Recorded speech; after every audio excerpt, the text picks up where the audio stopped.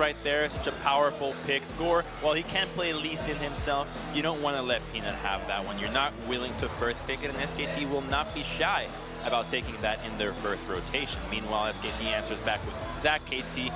Walked all over Samsung with Zach to score, and Talia will be removed against Faker. You can even tell that Koma has dressed up for, to the tees for this one.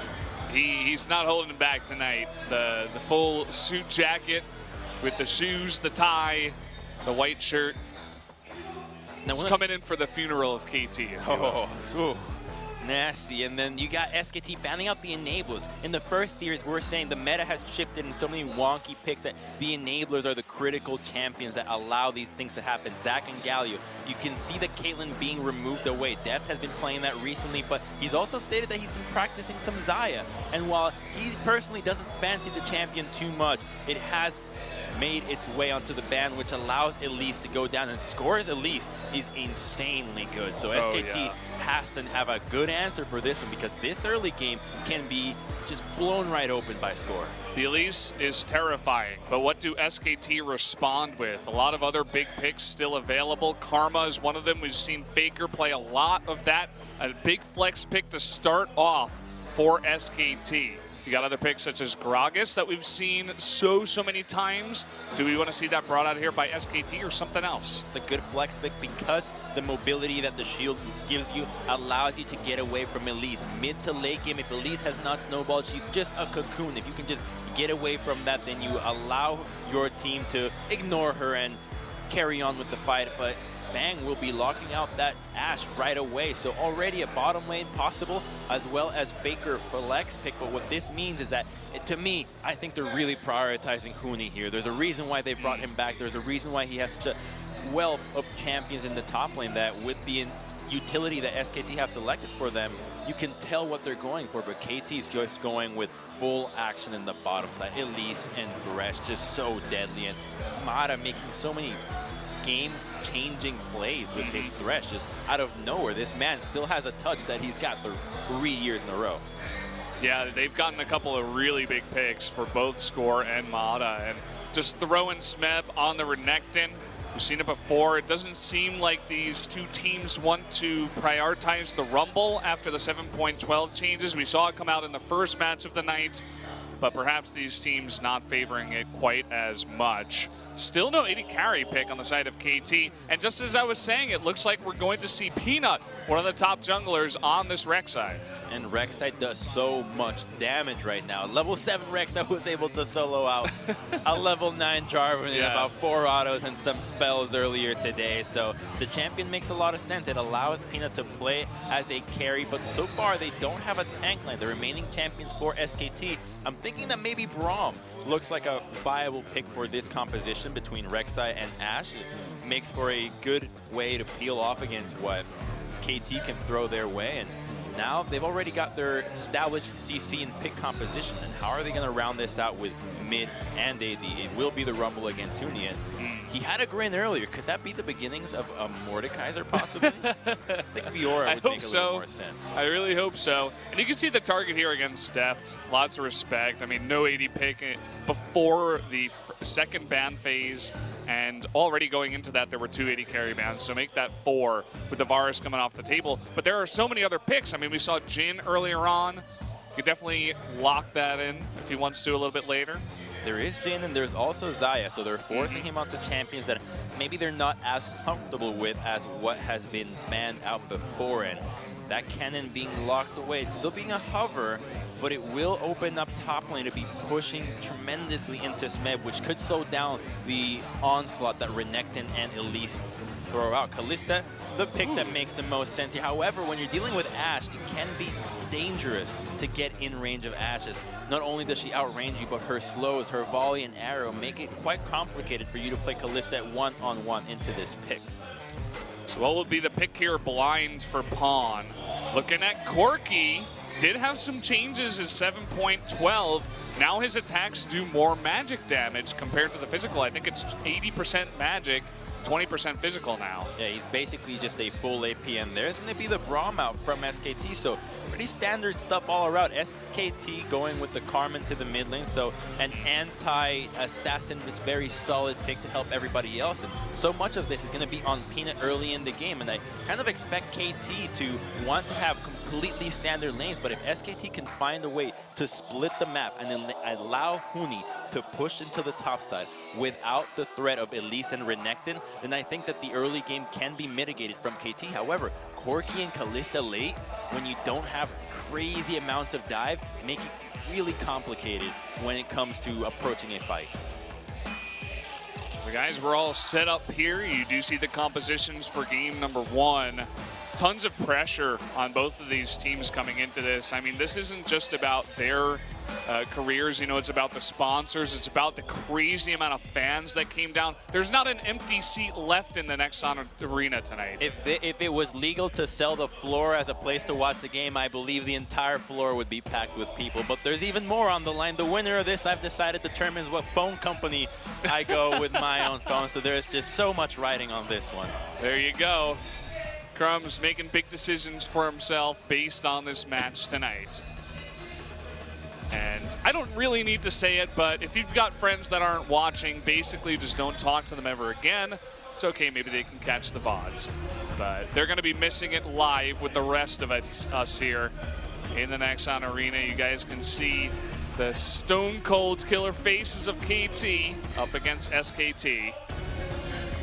We can talk about the compositions as much as we want, but these two teams have proven in the beginning of this year and this split again that they're teams that their comps don't matter too much. They understand pressure, they understand objective control and wave management, and as such, they can beat you with any composition. So what they have in store is so much more than what you see in their champions.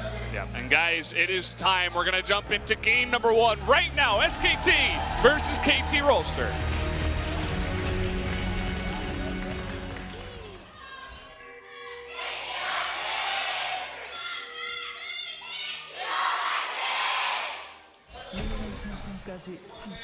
Well, there you go. Not a single seat left open in the house. As soon as you say that, somebody just sits down in the finalist seat. Yeah, someone took it. They got that last ticket. Now, this has been sold out for quite a while. But we did have the Doran Shield change come into 7-12 too, where it costs 50 more. You can get one less pot, but still 4 Doran Shields coming forward here to start the items. 3 on the side of KT. I think it's wise in this matchup to start with Doran Shield, as it allows you to stay healthier in the lane, and both these compositions have a lot of gank pressure onto themselves. They have so much crowd control and damage that if you were to get low, none of them would have any hesitation in going for a dive, and Smeb trying to see where Peanut is starting. But take a look at what Huni has been starting out. He's gone for a Colt early on, which is going to make this laning phase a bit more difficult if he is to get harassed out. So again, looking for SKT to split the map open and keep tabs on score as much as possible to allow Huni's early itemization to pay off much more effectively later in the game. Huni getting at it already. Onto Smeb saying, hey, get out of my lane. Actually missed 2 of those creeps to do just that, but really wants to put on the pressure right from the get-go at level 1, even with that call. It's so apparent that KT wants to target that top side when you have Elise jungling from bottom to top with no leash. So many times has Smeb carried this season with Renekton. He started off so shaky. We were wondering, where did the old Smeb go? Where? He's right back here. He's been carrying games like crazy. Last time around, he just obliterated BBQ with his Renekton, as well as ever, if I'm not mistaken, but he's been having a great time. Level 2 here is not going to be much of a threat. He needs to hit level 3 before Score can safely assist onto a gank. Yeah, Score just going for the, Scuttle Crab, as Peanut does the same on the opposite side. But look at the pathing here from Score. I think Smeb saw the ward go down by Huni, and Score is going to go all the way around. Huni, a little bit up in the lane, but you can see he's pressuring a little bit less. He knows the timing here of the Elise. Needs to wait for the wave to crash so that there are no minions in the way of the cocoon. But this probably is going to be first blood. If Huni's not careful, but you can see he's already backing up. But there's the flash stun into the cocoon, and first blood will go over to Smeb, set up by Score. Easy as cake. They started out from the get-go with this being the plan, and Huni pushing earlier just made it that much easier for them to pull this off. Didn't even burn his flash, and now he's going to use his teleport. Will only miss out on a handful of CS, but first blood going to Smeb just could not be any better. So good up against this cannon. You can see he goes back, buys a Kindle Gem already with that first blood in the 18 CS. And the refillable potion, and here it goes. He waits for the dash, beautiful there. Doesn't even use the second slice. Chooses to use his flash first to guarantee the stun, giving no chance to Huni. And I love the commitment from Score as well, flashing immediately. They know the value of that kill, and now you can expect them to pay even more attention to this top side. You can see that Huni, he still has his flash. Didn't use it in the engage. Happened too fast. Couldn't even see it coming. Even if he did see it coming, just couldn't react fast enough. Oh boy, look at the build that Score has gone for. First item Moby Boots. He's on a warpath to just gank like crazy. It looks like bottom lane might be the target with a flash play from Mata. It could be all it takes. However, without any summoners being down from SKT, they would have to be so certain that this will net a kill if they're going to open up that way. Well, we're going to have a small pause here. A groan from the crowd. Definitely could hear that through the headphones. And not exactly sure what this is about. We can just see referees charging in. So you have to look on the SKT pause, guys. On the plus side, right? Look on for your positives. This means that because we're starting off this way, this game is going to have everything. This series will literally it's gonna have a pause everything. too. Yeah. Well, we don't know if we're going to have an Akali pentakill yet, but maybe. Can't count it out yet. Not sure exactly what the problem is. We just know it was SKT that did call the pause. And I wonder what Huni's feeling right now after getting first blooded like that, just easy peasy. Oh, we actually have a new graphic coming down there in the bottom right. It's a sound issue. There you Thanks, go. production. Now we know. Feel more at home. They even have the pause little, you know, the I wish it had a big thing that shows ear, that it's a just pause. an ear right next to it, letting us know. An ear? Instead of sound issue, it just has a big ear. No, after the sound issue. With an X through it, saying it's like the mute. Yeah. The mute thing. But yeah, Huni, with all the pressure up onto him, he gets taken out easy cake, easy as cake. And I mean, he just got put back into the lineup after a kind of weak game, and his spot was taken by Untara. And now, we'll hold that thought, the flash forward, really aggressive. They one pawn here. TP coming in. Smeb will just cancel that. That was so bold from SKT, going for a flash to guarantee the tether, and now here's Score. He doesn't have flash. Karma's quite quick in getting out of these situations, as long as he saves his shield, so he won't overstep. Yeah, so not going to work. Too big of a push going on there. See already a nice bit of vision for KT over in the bottom river side, whereas SKT has more control over the top side. Even a deeper ward over near that Gromp. And that play just shows you how sharp these teams are. KT's on a warpath to eliminate SKT. They're said they're ready for revenge. They're not going to let this happen once again. And the second that the gank comes out, Smeb is ready to teleport to threaten SKT. If you choose to dive this, I will be there to clean things up. And the last thing you want to do is enable a snowball from Renekton. And the control ward that was placed earlier by Peanut gets immediately targeted out. They want to make sure that Huni does not feel safe pushing this lane. They need to put this cannon down. He's already a bit of CS ahead onto Smeb, even after dying. So he'll just go for the recall after that. We're getting a short look down here in the bottom lane. Looks like things are pretty even, as even though Depth is a little bit behind, he's got a bigger wave coming on in. No summoners have been blown down here, as you were mentioning before. And just peace in the bot lane for now. And level 6 into the bottom lane could mean a 5-man from literally everybody, between the 4 teleports that the solo lanes are bringing, as well as the mobility that these junglers can pack. The only way that you can safely take down Thresh Kalista of this caliber will likely be a huge team effort. Same for the Ashe Braum. You have a higher chance of doing so between Mata and Deft, as the CC that they bring and defensive capabilities of Ashe and Braum aren't as great. But that just means that they will just bring everybody down there, as from the summoners and champions that they've picked, they already identify that this game is going to come down to teamwork. When you get to the highest level, it's basically what will happen. You know, no big mistakes. I don't really want to call out Rox and Ever, but comparatively, there really is no comparison, as SKT and KT won't be making quite the same mistakes and shortcomings that the previous 2 teams did have. Oh, I can't even think about them right now. I'm cleansing my palate here. Getting something a little bit more rich, delicious.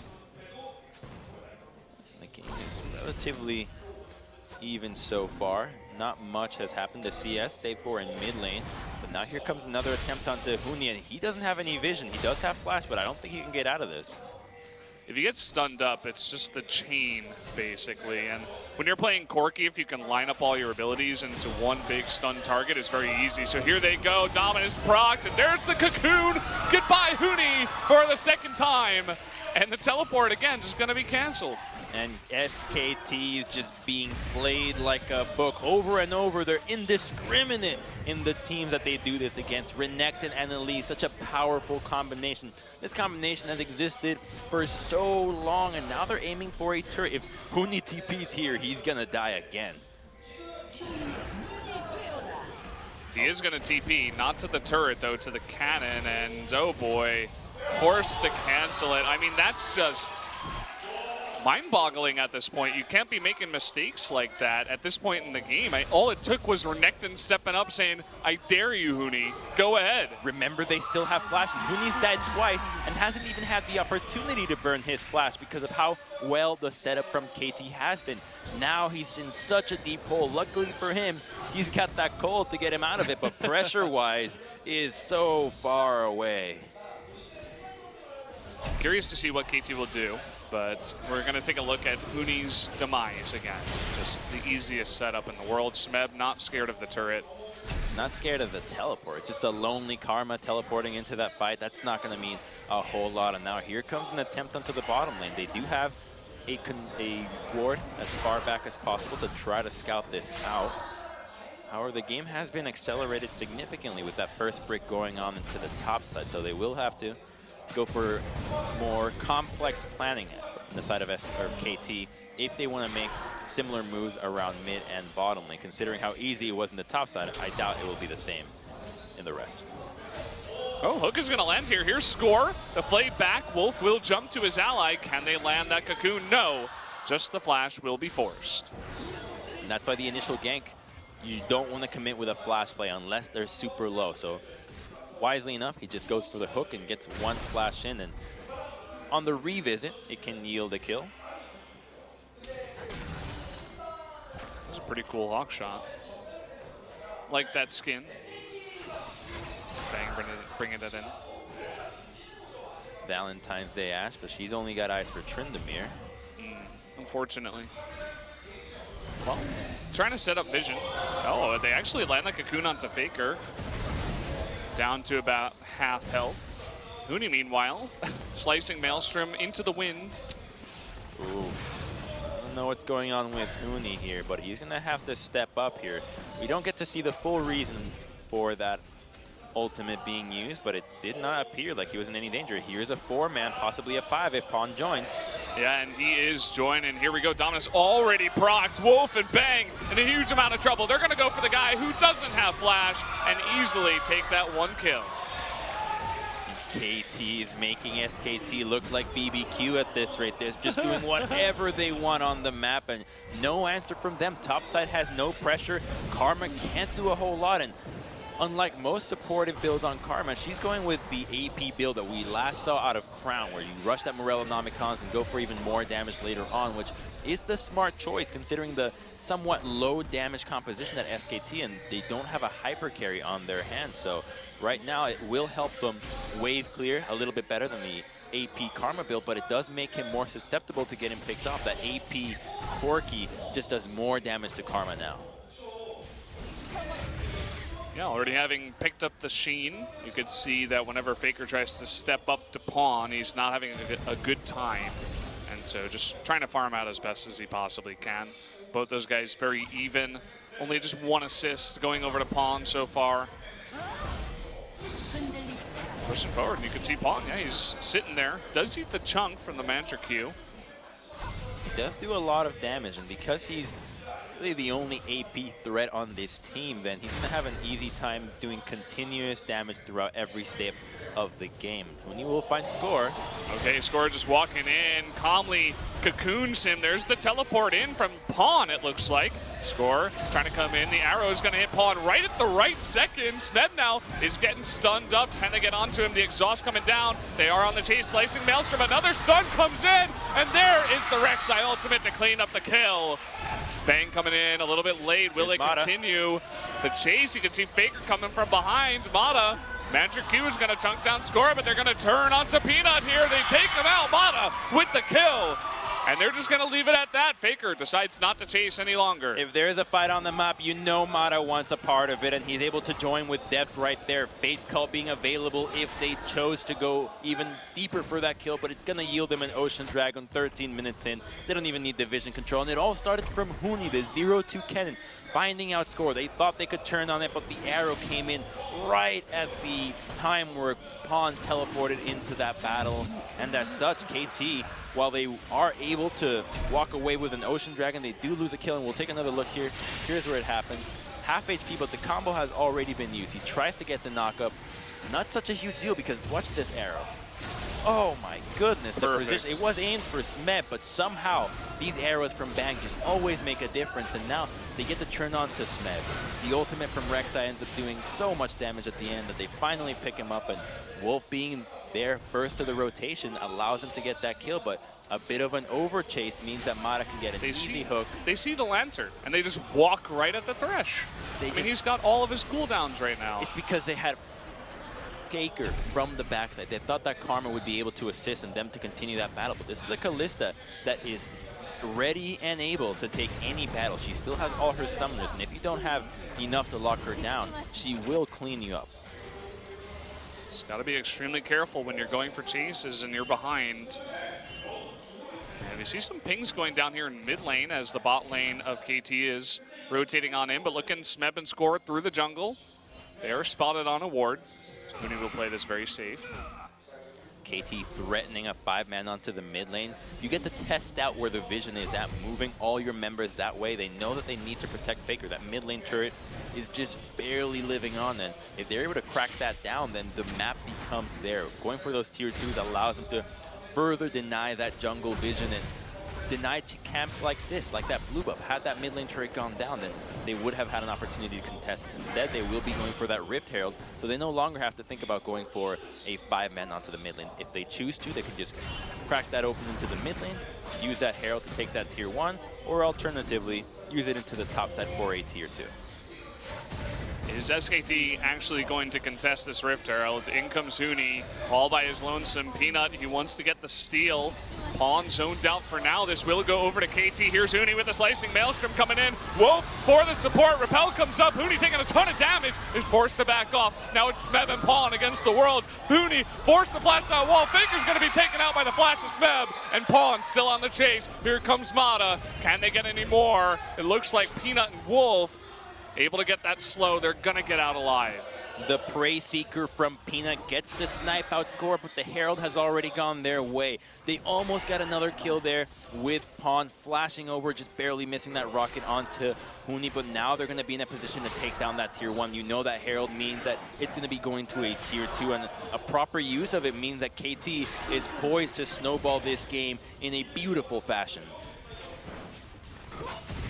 This is looking just so good for KT to start off game number 1. Just absolute dominance in the top lane between the top and jungles. And it comes into this. They get the Rift Herald. Huni going very forward by himself. He knows he has some support.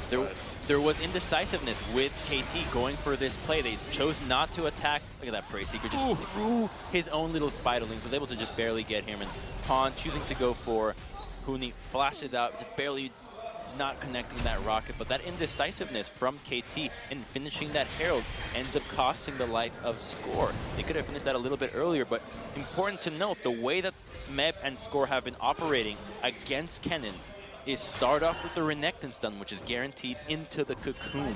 If you start off with Elise, the chance of you missing goes up much higher, and the gank and the attempt on the kill can just not happen at all, and that's what happened. He blew his Cocoon before the stun came out, so Huni was capable to follow through with his Slicing Maelstrom, do significant damage. Had they waited for the stun first, they might have been able to walk away without a casualty on that Herald play.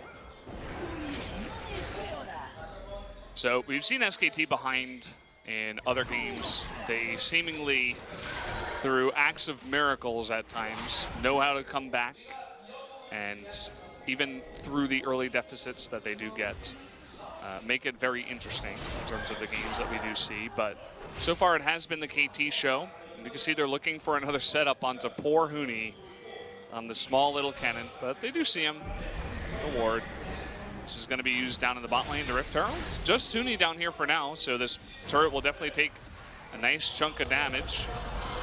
There it is. Mata hanging nearby. There's the Cocoon. They don't wait for that stun, and immediately Wolf has to come in and save him with the Glacial Fissure, and the Lantern to get Smeb out will save his life. And those acts of miracle from SKT happen with a 1-3-1, spreading out KT, forcing their plays to happen in the obvious place. Nice, gets a bit heal. Look at this. I mean, the Corki going ham on the Karma, and a bit of a 2-on-2 in the mid lane at the same time. Doesn't look like any kills will come of it, but Faker will be forced back. Peanut rotating up to top. Looks a little bit scared to go 1v1 for now. Waiting for less minions and the TP to come in. That's what he's going for. Can he get the Umburro? Pawn with the Valkyrie is going to get away for now. But here's Faker coming on over, but Def joining in. Look for Mata on the left side too. Jumping on in as Wolf, trying to get that damage on the Pawn with the Rex side. They do take him out. Throwing in Mata now. They will trade the 1-for-1. Teleport coming in. The rest of SKT on the run.